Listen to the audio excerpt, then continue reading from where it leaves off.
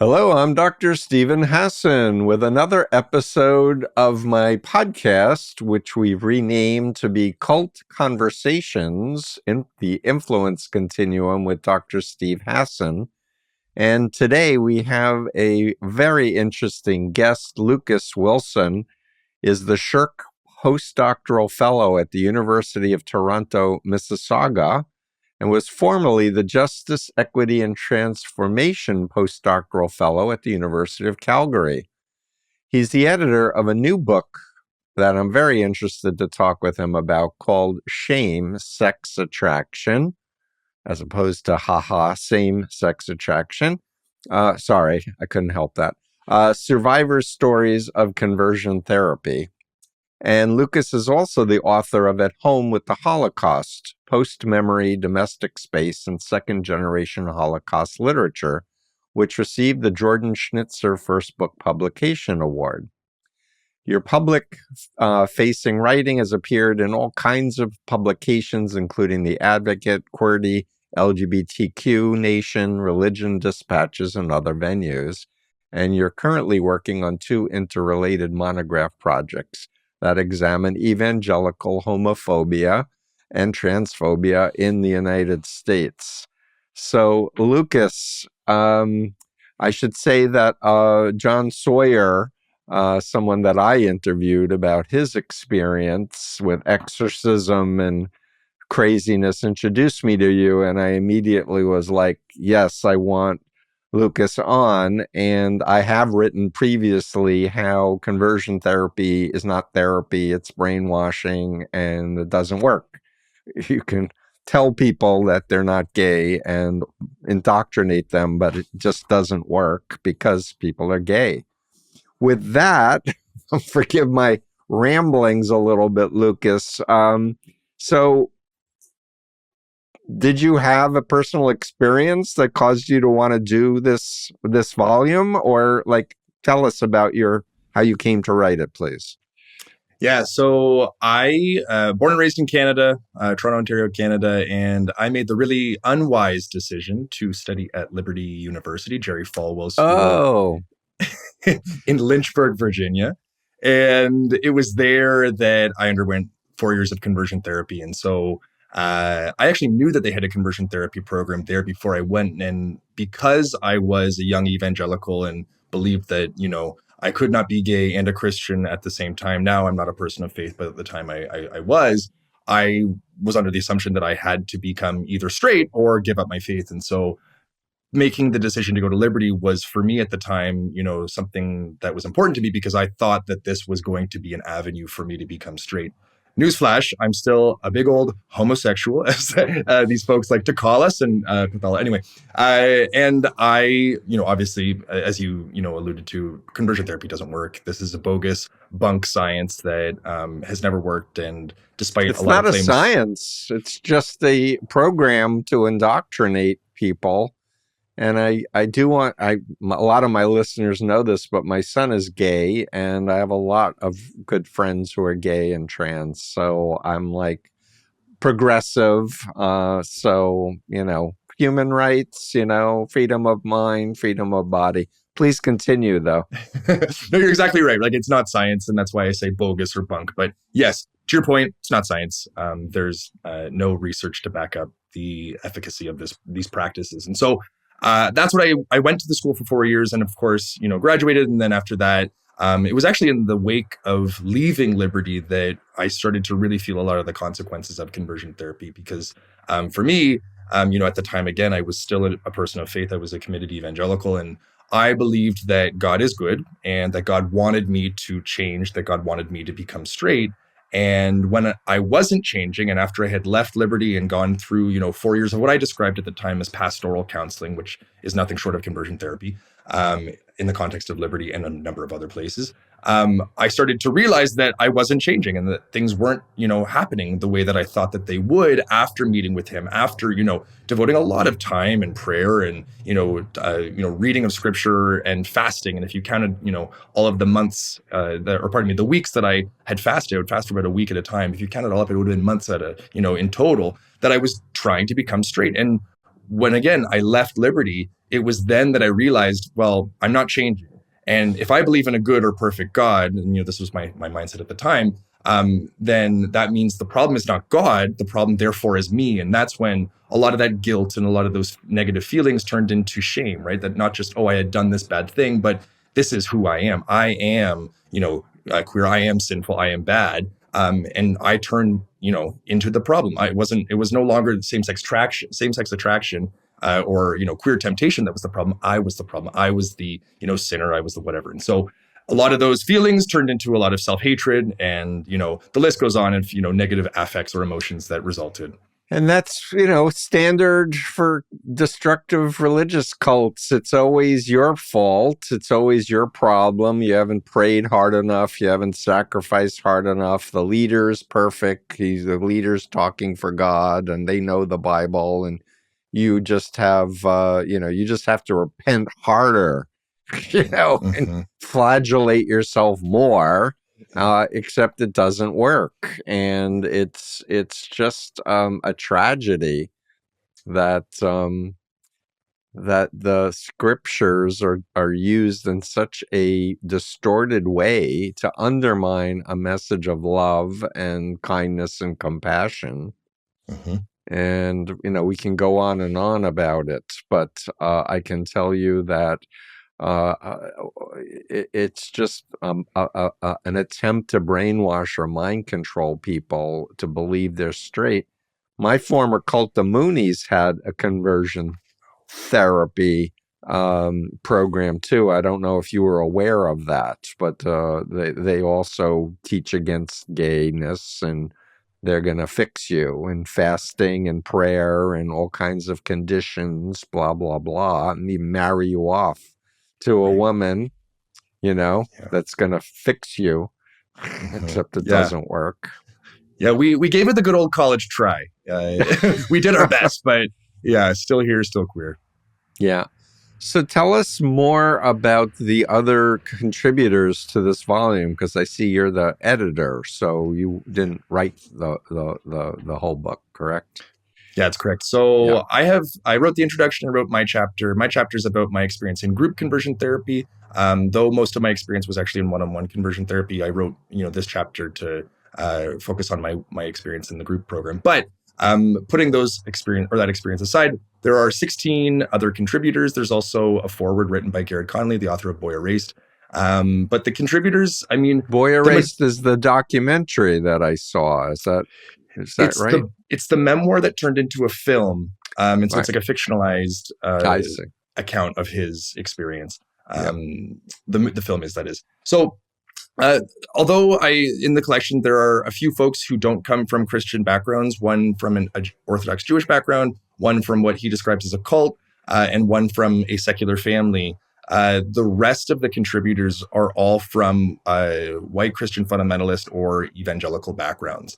And so this actually really much, it really tracks with the research or on the topic, which is to say that most conversion practices that we see are actually happening in not just religious context, but specifically Christian context. And so it does represent, the reality of conversion practices in a lot of ways. But again, there are so many different, instances of conversion therapy across the world that are not religious. But again, the ones that that are collected in this book really focus on Christian context. And so for contributors from the US, from Canada, and from Australia, we have lesbians, we have gays, we have trans folks, we have non-binary folks, and so bisexual folks. And so it runs the gamut in representation of whose voices are being included, but it gives a pretty wide variety of stories of conversion therapy to, again, really address the fact that conversion therapy doesn't look like one thing always. Of course, there are a lot of parallels and a lot of similarities between instances of conversion therapy, but ultimately,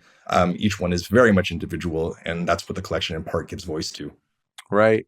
And I guess I want to say, because a lot of my listeners did not come from fundamentalist backgrounds, that a lot of Christians are not homophobic and transphobic. So don't equate the fundamentalist kind of extremists with all of Christianity, and likewise all of Judaism. There are, these ultra-Orthodox Jewish cult groups that are homophobic, but most of the folks I hang out with in Judaism are very, very gay and trans friendly. Mhm. And I want to comment that there was a group called Exodus that was like the main, we're going to fix these folks. And they tell us about Exodus. Yeah, so Exodus started in 1976. It's one of the oldest, not the oldest, but one of the oldest conversion therapy organizations in the US and actually abroad. It eventually expanded to be Exodus International, which it eventually closed in 2013, though there is a spin-off a spin-off like demon child of the organization that still exists and is still around. Okay. But it was at its peak in the late 80s and 90s and into the 2000s as well.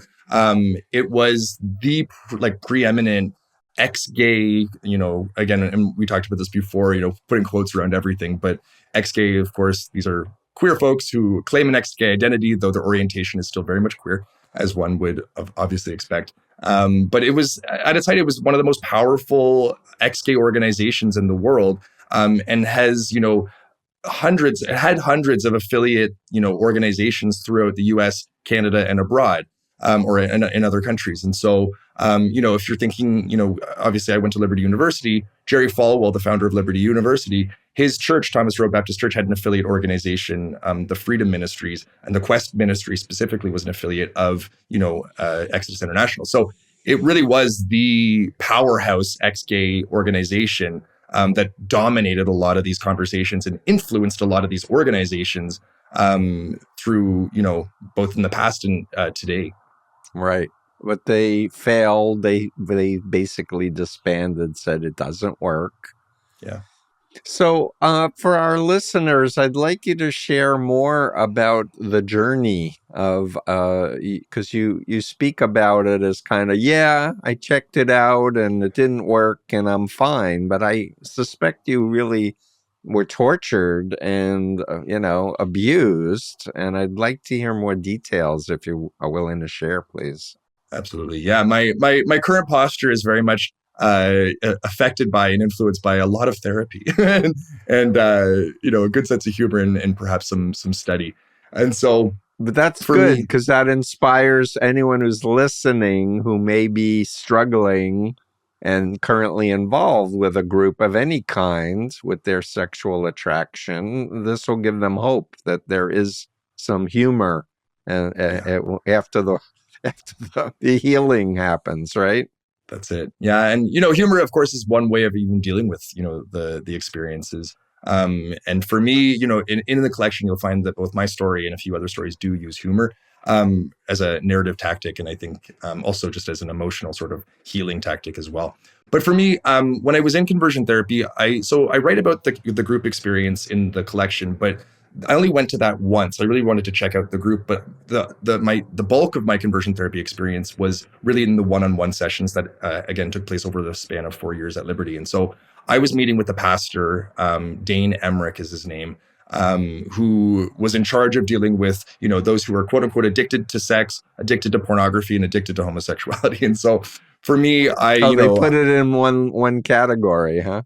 Well, there's one person who deals with all these quote unquote addictions, right? Yeah. And so apparently he was qualified in some way, shape, or form. Of course he was not. And there's no such thing as these sorts of quote unquote addictions. But nonetheless, putting that aside, he was someone who I met with for the span of 4 years. And so in the beginning, it was sort of this like pseudo-Freudian approach to understanding my sexuality and where my queerness came from. And so he asked a lot of really detailed personal questions about my family dynamics, right? What was my relationship like with my mom, with my dad? And of course, within conversion ideology, the thought is that a young gay boy, and I would have been that at the time, was the reason why I was gay was because either I had, or sometimes a combination thereof, according to this thinking, an overbearing mother, or a emotionally distant or absentee or abusive father. And for me, in evangelicalism, consistency is not their priority, I suppose. And so they were just looking for me to latch onto part of that narrative. And the part of the narrative that was true was not that I had an absentee or emotionally distant father. My dad was like super involved in my life, and arguably much more than my mom, coming to like my chess matches, my soccer games, that kind of stuff.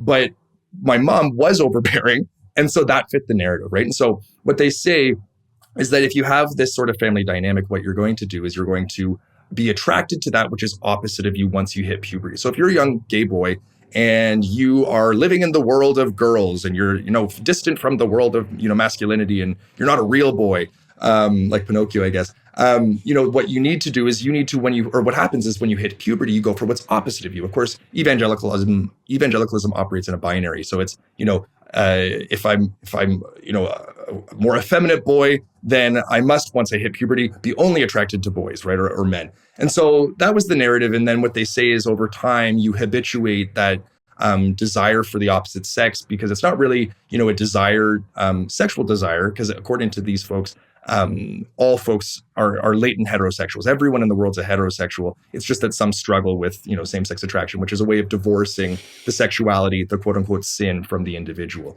Mm-hmm. And so, of course, with that misguided understanding of human sexuality, that affords them the delusion that they're able then, therefore, to change the sexuality. Because if it's not just who you are, it's not an inherent part of who you are, then it's something that is changeable because it's a matter of environment, or it's a matter of sin nature, whatever it might be. And so, right.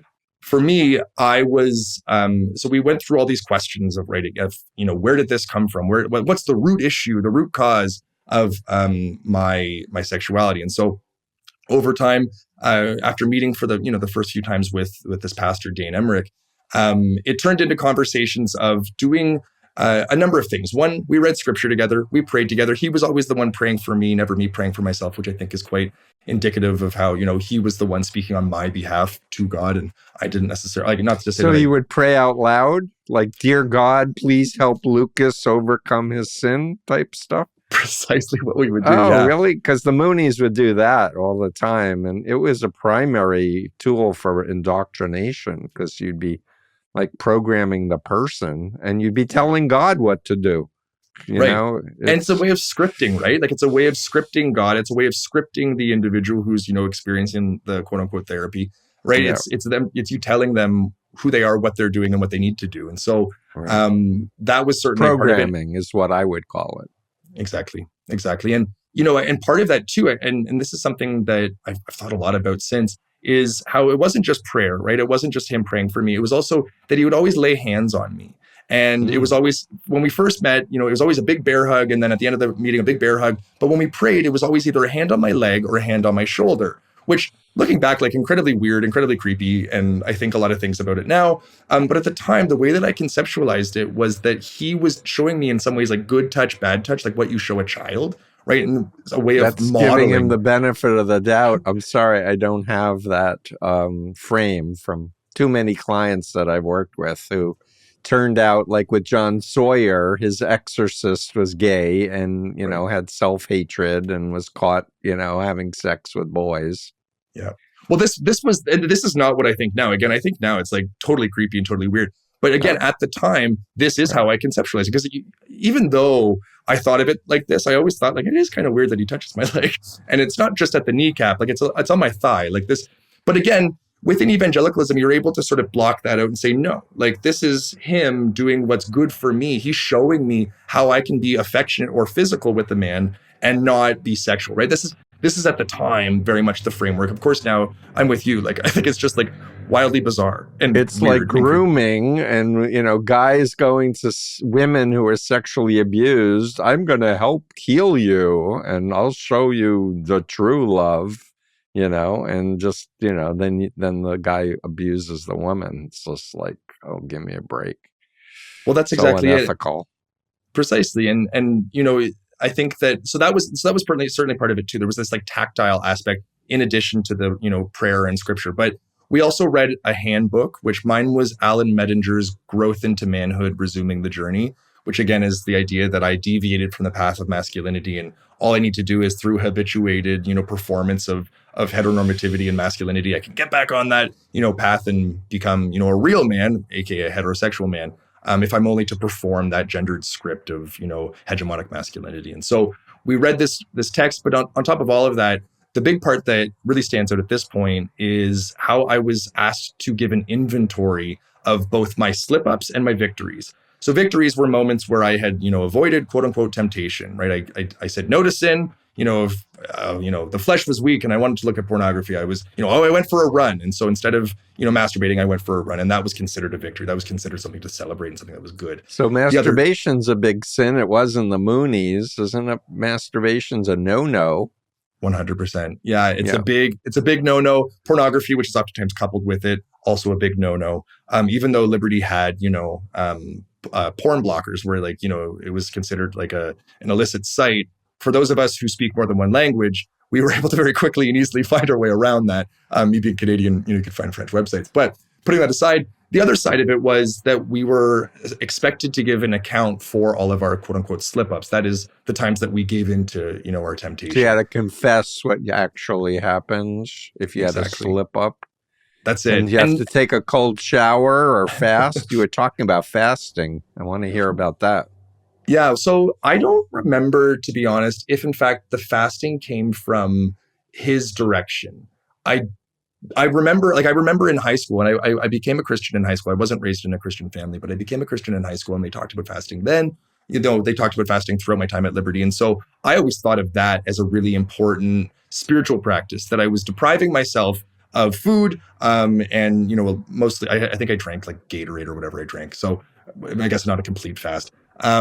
And ultimately what I would do is I would, instead of thinking about food, I would focus on spiritual things. I'd focus on God. I'd focus on, righteousness and trying my best to overcome whatever sort of sin. Particularly, obviously, the emphasis was on me being gay or me struggling with same-sex attraction again. Because I didn't conceptualize myself as a gay man, even though I was only attracted to men. Putting that aside, the fasting, I think, I think back to it. And if I were to add up all of the weeks that I did this accounted for several months of not eating, because I thought this was important. And I thought that, what comes first, God, right? Not me. And that's what got me into trouble in the first place, right? That I thought I had to privilege God over and above myself.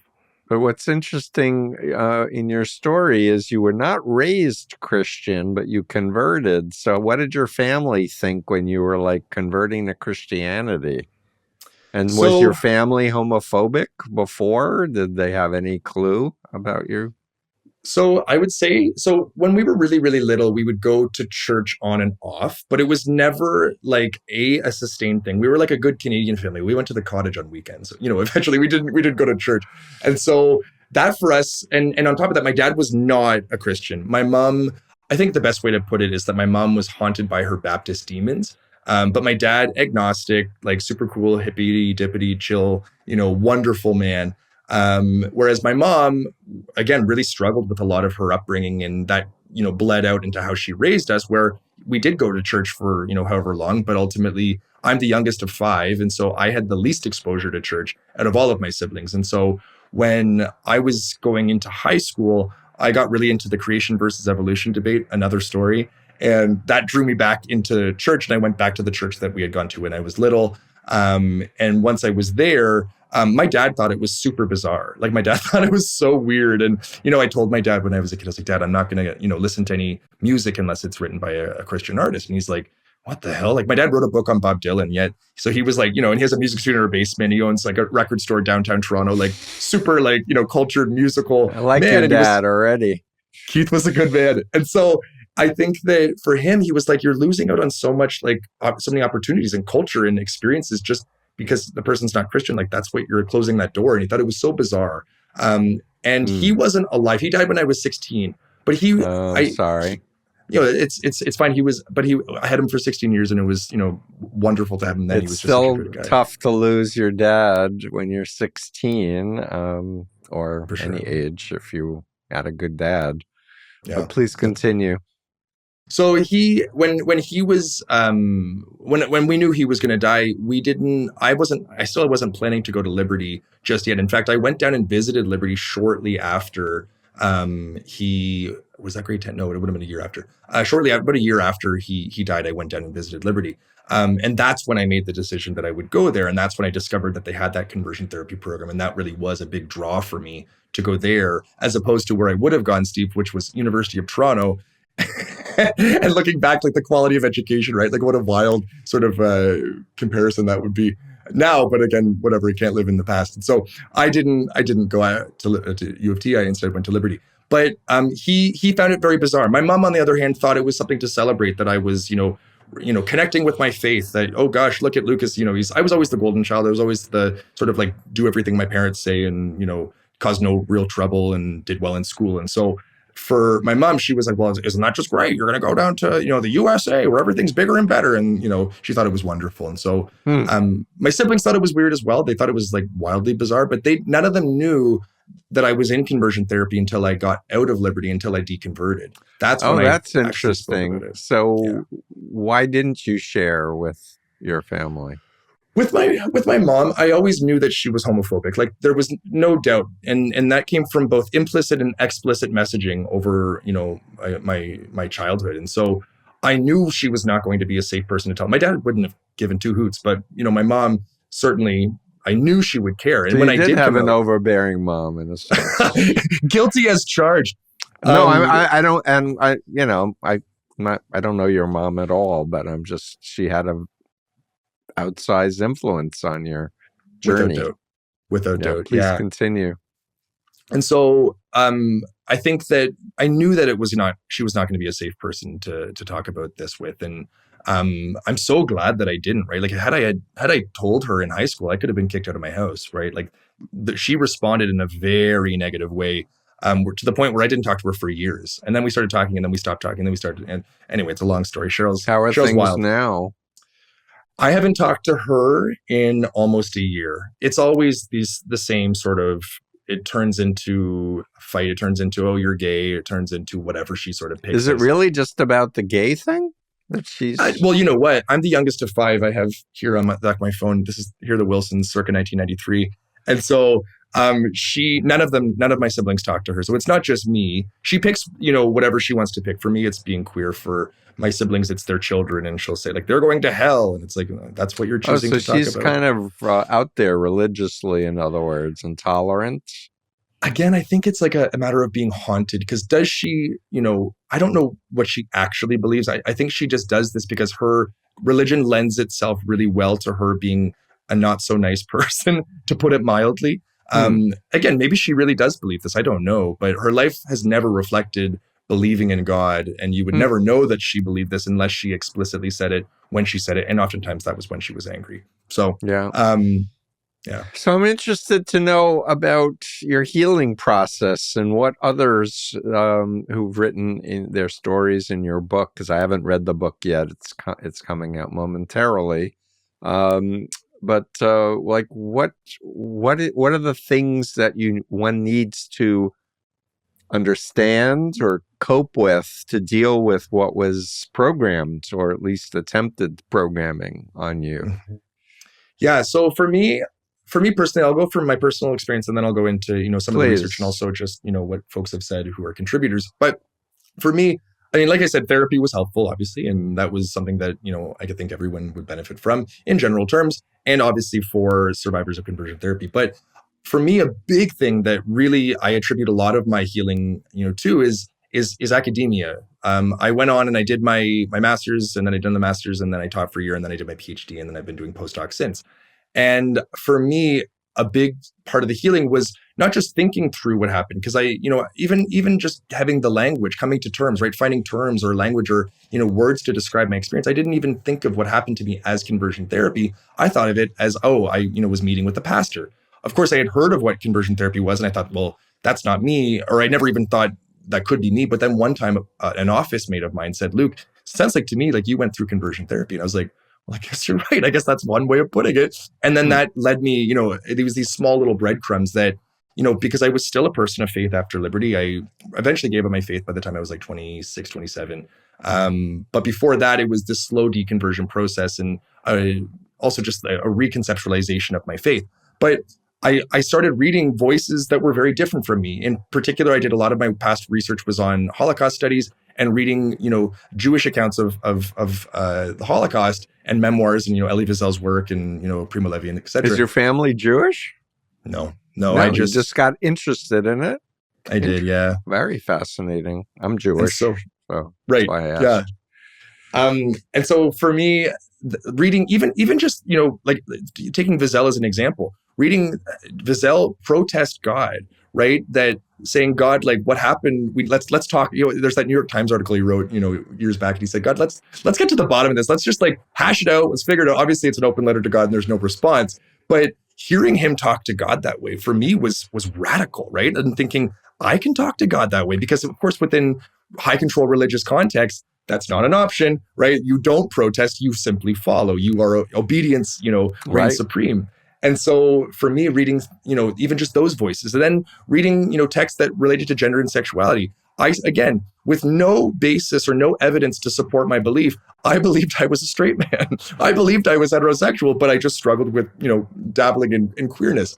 And so when I finally was reading these texts that were talking about queerness in a very different way than I had, encountered before that, I was blown away. And so it was this slow coming to terms with I'm gay and I don't believe that. And then eventually I went to divinity school. And when I was in divinity school, I was thinking through a lot of these questions, but also, again, it wasn't just an intellectual exercise. It was also very much an emotional exercise, right? Feeling through and thinking through together that allowed me to, untether myself from this restrictive and restricting theology that for a long time I let guide my life. But I decided when I was in divinity school, once I got to Vanderbilt, I said, I'm no longer going to be allowing my theory, and theology after all is of course theory. I'm not going to let my theory dictate my life. I'm instead going to live first and theorize later. And that was for me this like radical moment. And it probably sounds so small to anyone outside of these, high control religious contexts. But for me, it was just this major paradigm shift that allowed me to just be. And that is a radical. Yeah, that's where it's at. Being in your body and accepting your experience in the here and now. That's like it. A profound thing.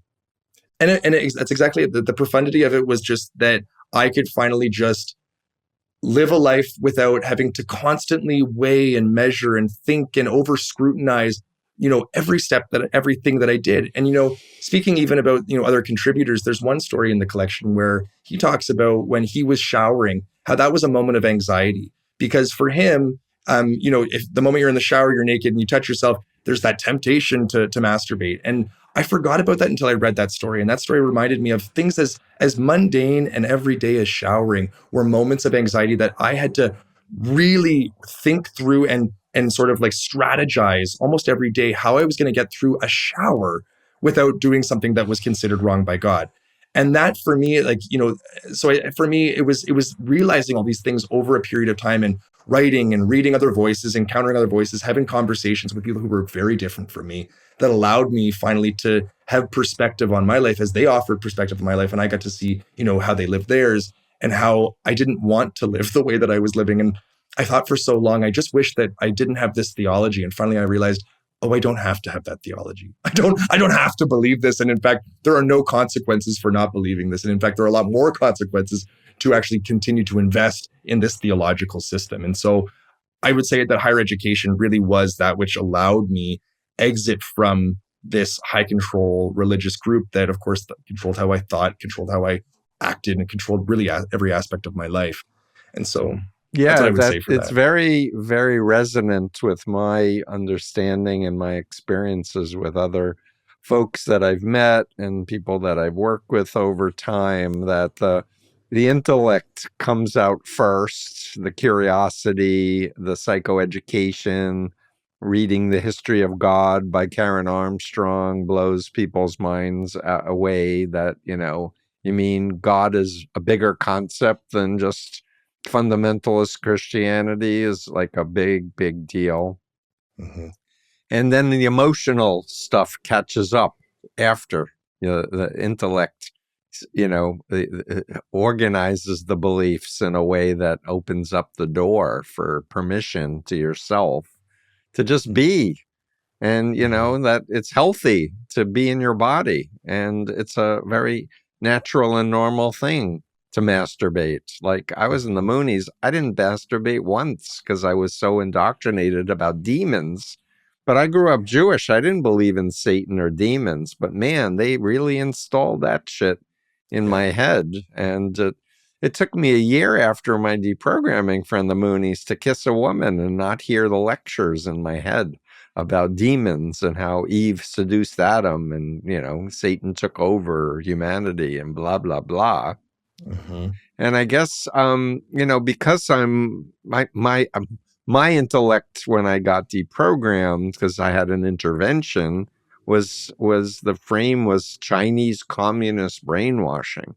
So it was not about sexuality. It was about, the Moonies believed communism was Satan. We were God. And I'm learning about Chinese communist brainwashing, and the Moonies are doing exactly the same thing. And I was like, this does this does not compute. And in my deprogramming, what snapped in my brain was the realization that all of my beliefs were organized around one assumption: that Moon was the Messiah, that he was 10 times greater than Jesus or any living, spiritual master in human history. And when I realized he was a liar, and I allowed myself to think that he was a liar, that was like, wait a minute, he can't be a representative of God. He can't, it can't be trustworthy if he's a liar. Like, what am I doing? Like, how could I have believed this? And so for me, the framework was like then. And then I got angry at God. Like, God, I was praying for hours every day and working 18 to 21 hours a day for 7 days a week for years and recruiting people in. How could you let me do this, God? So I had a whole crisis of faith around blaming God. And it's like, but the more I learned about social psychology and I learned about hypnosis, and it was part of my healing journey to come out. But I think it's very helpful for people to hear other people's stories who are brave enough to share, because you can pick out pieces that resonate with your own thing as we do this thing called life together. Yeah, I remember, and it's not obviously the same by any means, but for me, a big shift that happened was when I no longer believed that scripture were God's words, but these were words about God. And again, I think for a lot of folks outside of these circles, it might be, sound like something small, but I believe that every single word in that Bible was, God inspired, and it dictated every aspect of my life. And when I all of a sudden had that shift, it freed me up a whole lot, and it allowed me to, again, start really thinking in different terms, because I was no longer circumscribed by this very rigid, boundary, sort of like laden way of thinking, that I black had a lot and white, more freedom. us versus them, good versus evil, very simplistic, childlike view of reality. No nuances, no room to question. That question was evil. Questioning was evil, which is really a fundamental difference with Judaism. Judaism, at least my understanding of Judaism, it's all about questioning everything, and questioning each other's interpretations, and even questioning God. Some of the stories in the Torah is like, you're going to kill everybody because of that? What? How could you do that? And that sort of thing. So it's really fascinating.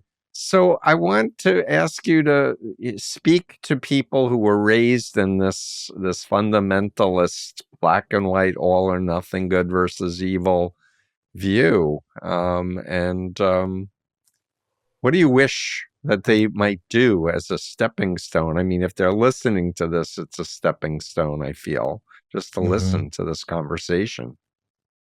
Yeah, I think there has to be, again, when I talk to folks now who are still within this religious system, I always establish immediately the difference between us, which is I do not have the same understanding of scripture, and therefore I am not bound to, the sort of the boundaries that you are bound to. And I also don't hold or esteem scripture the way that you do, right? So like it's not something, and even when I was a Christian, like I didn't, and I had again started to separate myself theologically from my evangelical background. I had to establish that I don't understand scripture the same way. And so I think for folks who are still within this system and folks who see their lives not aligning it within or sort of like following that binary, right? Where for me, my sexuality was a wedge in that theology. It didn't fit into the black and white cosmos that I sort of inherited.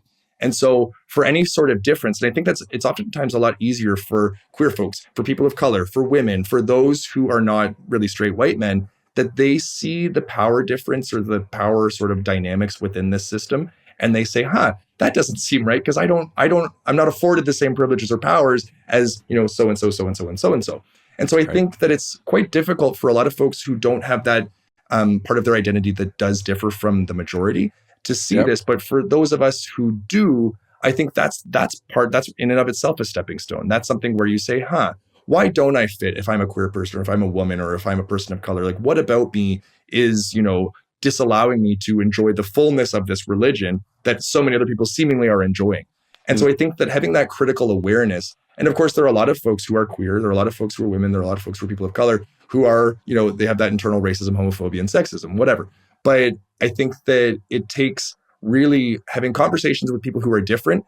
And also when you recognize that you are in fact different, right? I think that when you are able to recognize that and see that, that gives you some sort of disruption within that very rigid understanding of the world that allows you entrance, at least out of it, to take a look and sort of examine. Whereas I think those who are comfortable within it don't have the need to. They don't have the desire to go outside the system because there's no reason to. That the system affords them the power and privileges that make their lives great in a lot of ways.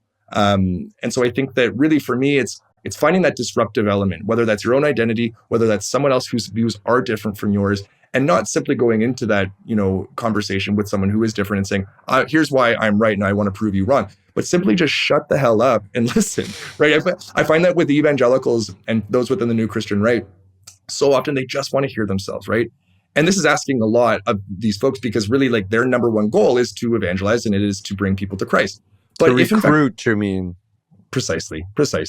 And because that's the rest of it is this kind of rhetoric of bringing people to Christ is, I don't know, it's just recruiting.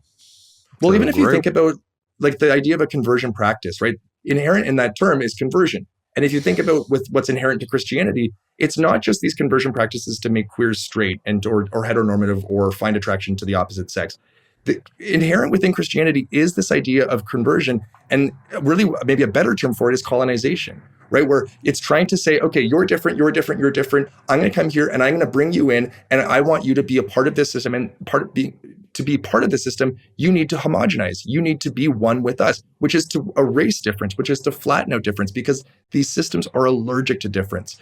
And so when difference presents itself to these folks, there's either the option of saying, I'm going to recognize it and I'm going to again, engage with it, or I'm just going to turn a blind eye and say, this isn't real. That's why so many people practice conversion therapy and or support conversion therapy, because even though it doesn't work, and we know that it doesn't work, there's ample evidence and research on the topic that it simply does not work, that folks really, again, there's those blinders. They're saying, well, I just have faith. And that's this trump card, right? For so many people that they just allow themselves that faith in whatever, even though it doesn't align with lived reality. And I think that, again, in order to overcome that, we need to have actual conversations and just to listen. So if, in fact, someone from this tradition is listening to this podcast, again, there's obviously a reason why they're here. But if they are listening, hopefully they continue to listen, and not just, to what we're saying, but listen to someone who is radically different and understand why they're different without the express purpose of trying to change that person.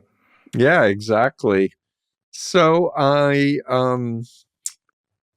was contacted by Cindy Blackstock, who is a social work professor at McGill and the CEO of the First Nations Child and Family Caring Society.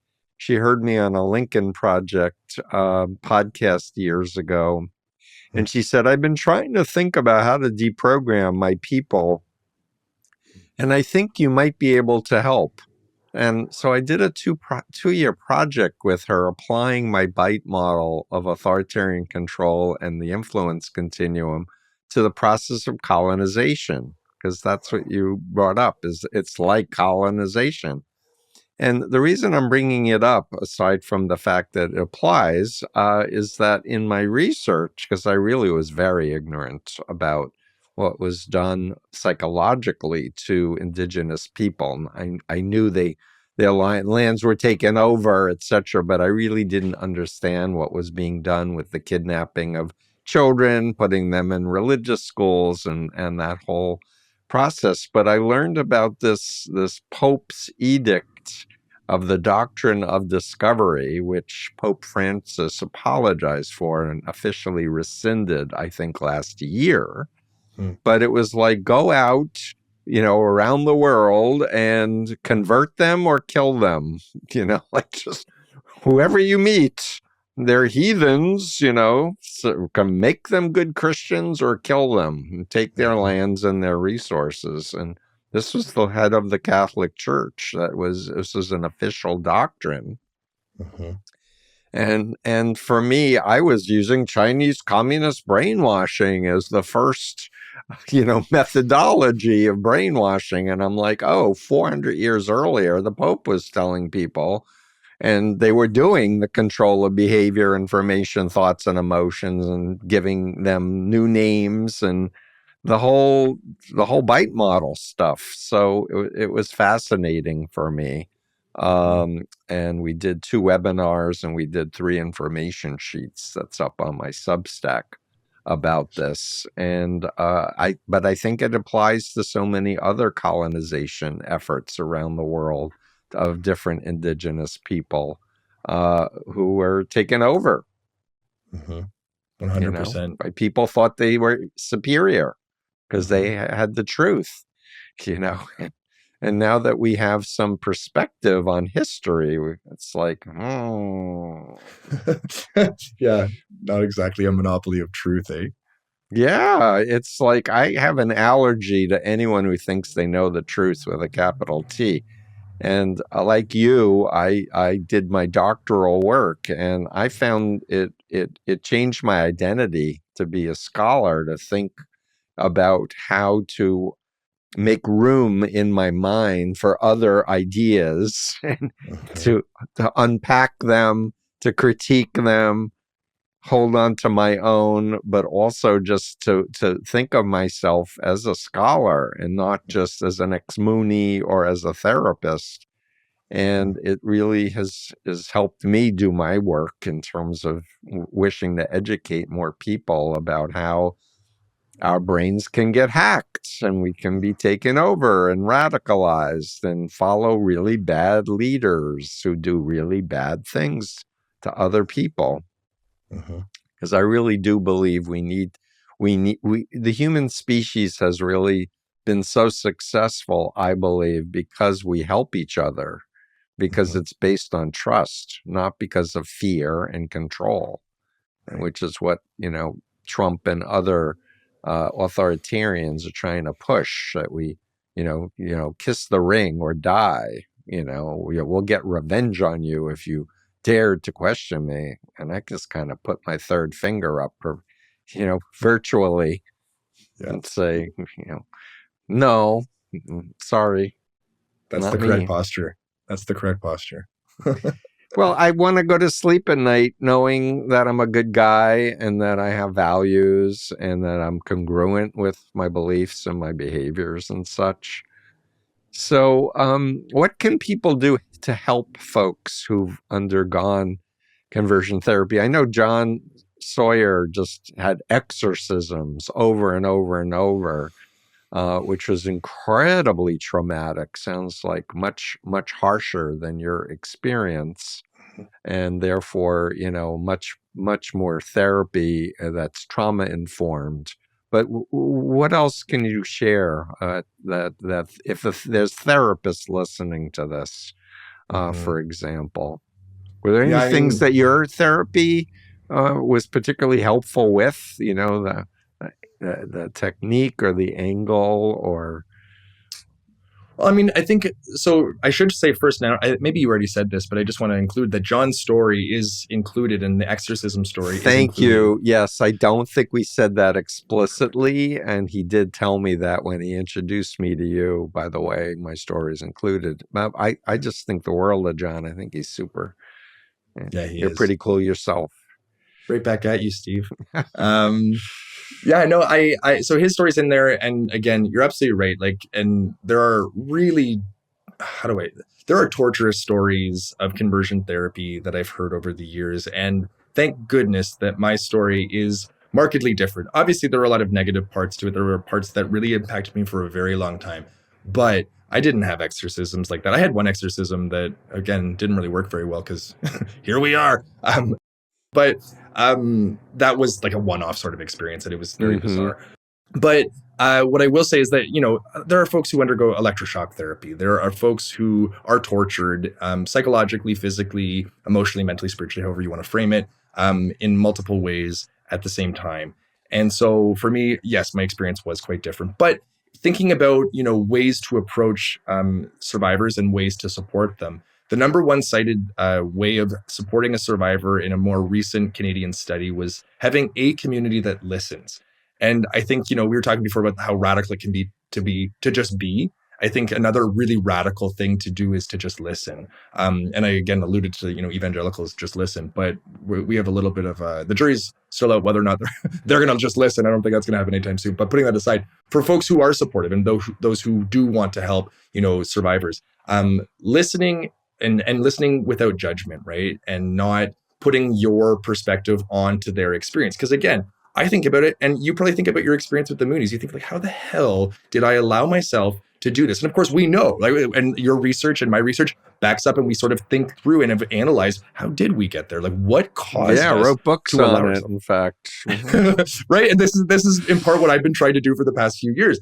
Right. And on the personal side, it's very much autobiographical. It's very much thinking, how did I allow myself to get there? And so I think for a lot of us, when we get out of these experiences, we're embarrassed that we were a part of it. We're not like proud of this. This is something that I look back on and think, oh, isn't it great that I went through conversion therapy, or more generally went to Liberty University? No, I'm super embarrassed that I went there, and I've done my best to separate myself from that. But for folks in general who are survivors, or those who are coming to the aid, or being good friends to those who are survivors, listening and not putting your judgment on them. Because I think a big part of, overcoming, or not overcoming, maybe isn't the right term, but coming to terms or working through trauma, is a big part of that is to be listened to and to be heard, right? And I think part of the re-traumatization process, right, is that if you're not listened to and you're not heard, that re-triggers a lot of, the wounds, and animates those wounds in a lot of really negative and death-dealing ways. And so I think for folks who are, in that deconversion process, they're in that, post-conversion therapy, moment in their lives, and in this healing time, hopefully. I think that listening and being recognized and being affirmed is a big part of it. And, that's the number one cited way. The second was actually being a part of a queer community. So a lot of, folks who are coming out of these experiences, we were pushed away from our queer community, right? I mean, the whole goal of these groups or these organizations is to erase queerness, right? It's to get to have queerness no longer exist on this planet, right? Like, this is very much like a genocidal intent to get rid of the queer community and any sort of queer culture erased, right? And so for us, when we do reconnect, or maybe for the first time connect with a queer community, that's huge. And you see yourself, and you are able to, be a part of a community that doesn't want to erase itself, right? So for some of us, we were part of a group that really tried to get rid of it. And so it's this anti-community.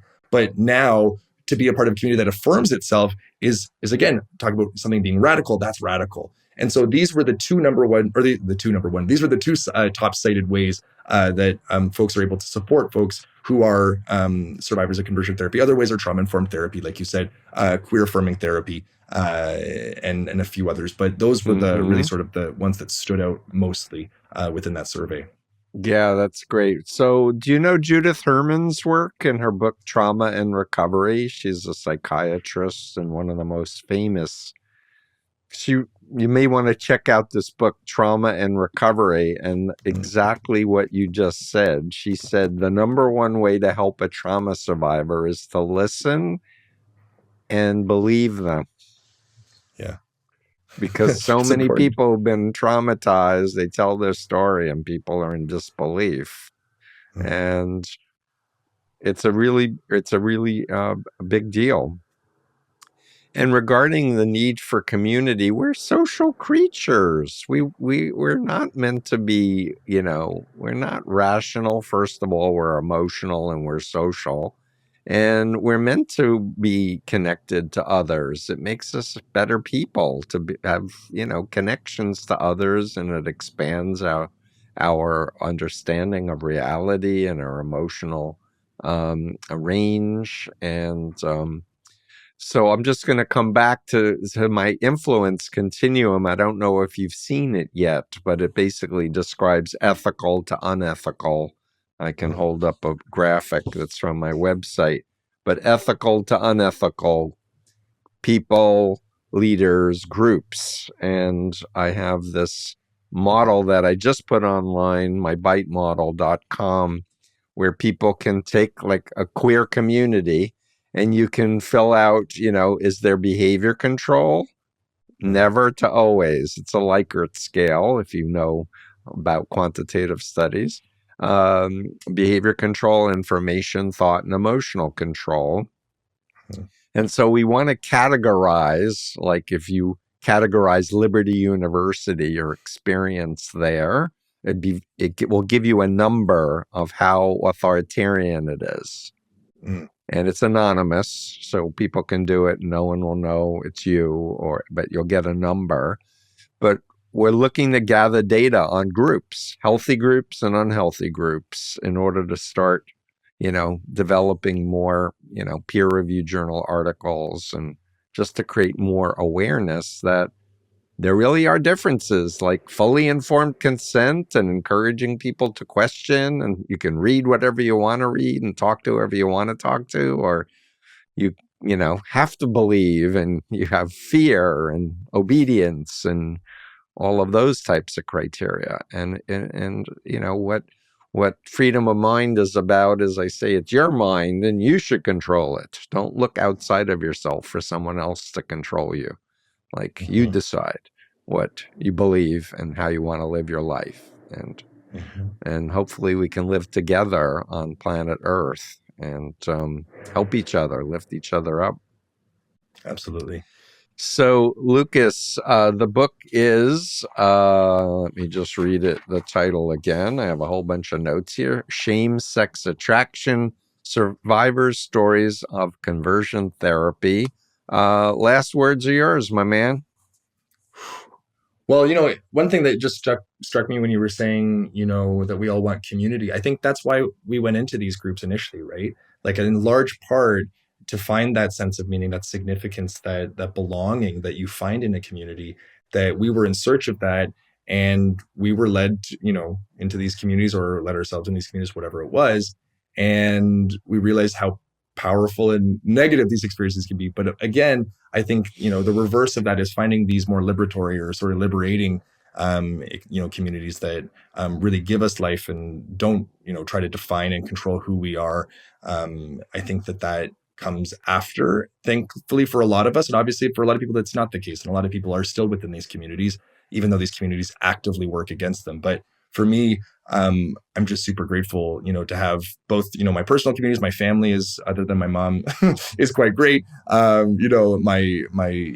friends and whatnot. But then also like online communities and academic communities, and meeting folks like you, right? Like having these connections. I think this is so helpful for so many of us, that we're able to find that sense of purpose and belonging outside of these high control religious groups, and it's super life giving. Yeah, awesome. Well, thank you for your good work. And we're going to do a blog, and you'll get to edit it and add links to, and how people can order both your books.